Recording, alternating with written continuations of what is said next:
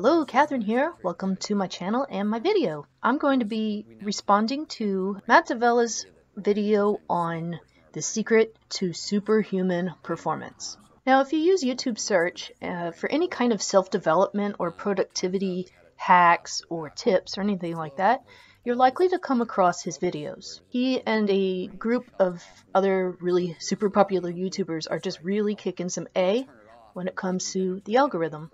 And they have quite a large following. This particular video explores the idea of flow. What does it really take to reach your full potential? To use your limited resources of time, energy, and attention to do what you thought was previously impossible. Now, while this topic is typically relegated to science fiction dramas, the truth is actually much simpler than you might imagine. Now, the premise here seems to be that superhuman abilities are a product of inducing the state of flow. It's technically defined as an optimal state of consciousness, where we feel our best and we perform our best. And more colloquially, right, it's any of those moments of rapt attention and total absorption, get so focused on what you're doing that everything else just vanishes.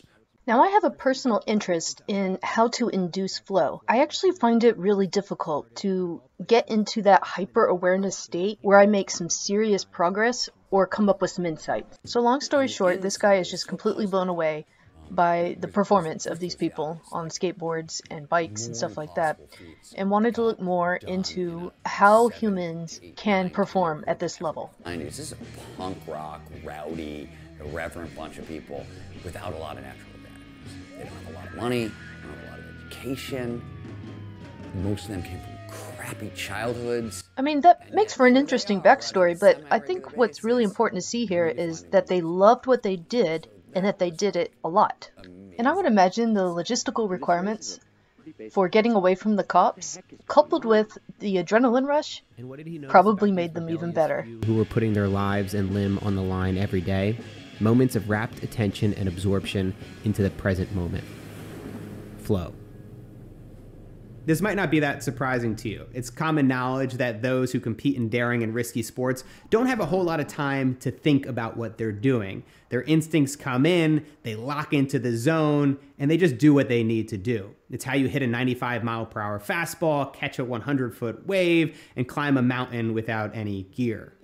But what Stephen found is that the flow state is a much more common human experience than you might think, and it could potentially change everything about your work and life. In fact, the flow state has been observed for much of modern history, from philosophers to psychologists, from Friedrich Nietzsche to Abraham Maslow. The peak experiences came from many things, many triggers.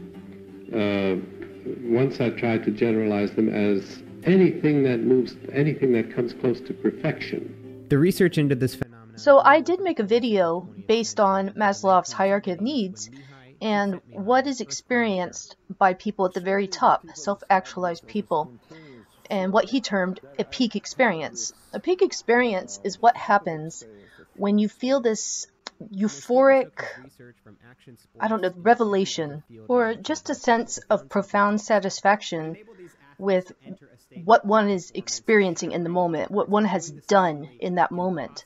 So if you were to perform like that, then you might trigger a peak experience.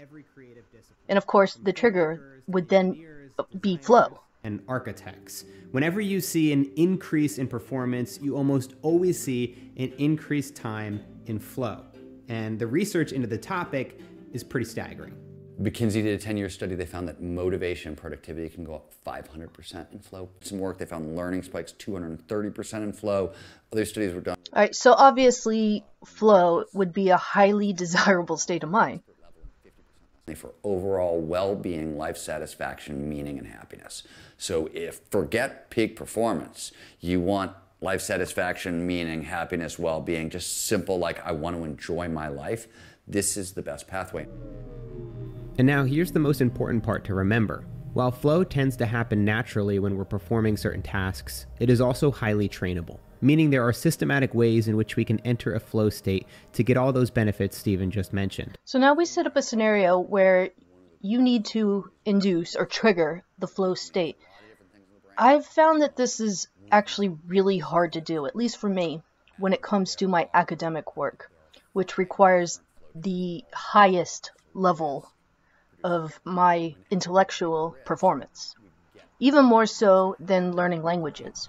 I kind of start studying languages to kind of prime my mind for the academic work, which usually requires flow. Believe me, if it were highly trainable and somewhat easy to trigger, I would spend most of my life in it. Fact of the matter is, it looks more like this.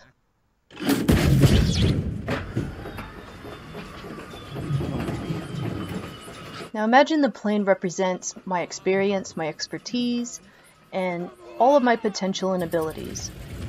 But I have to get it to start, and sometimes it's just a function of luck. I can put in the cartridge, prime it, and try to spark it, but I can't necessarily force it. And it's not always a matter of pressing certain buttons or following certain steps, and it's going to happen. I can set up the primers and then just see what happens. These are a really simple one, right? I spend a lot of time reading textbooks these days, which is not the most exciting thing to do. I always go someplace new because I want the novelty, because it's going to produce dopamine, which is going to tighten focus. So most of my states of flow actually occur in my normal surroundings. Like I said, it's more of a function of luck. Sometimes your brain just kind of hits the right gear, or the cogs just fit a certain way, and it just sings a bit. But I can't really predict when that happens. That's why I think the eureka moment is always a surprise. So a large part of what I do requires writing, and one of the most difficult things to face as a writer is a blank page. The solution? Instead of starting each morning by expecting my brain to be ready to tackle this difficult task, I instead begin by editing something I've already written. Sometimes I'll find that starting to edit something instead of writing from scratch does help.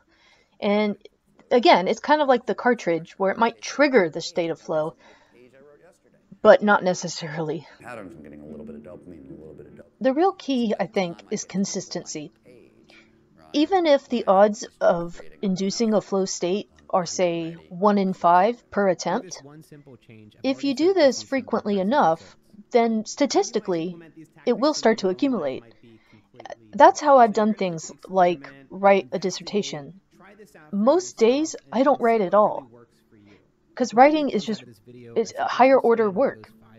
But I go to the office, I prepare anyway, I get my caffeine, I get the situation set up, and maybe, just maybe, I can get it going.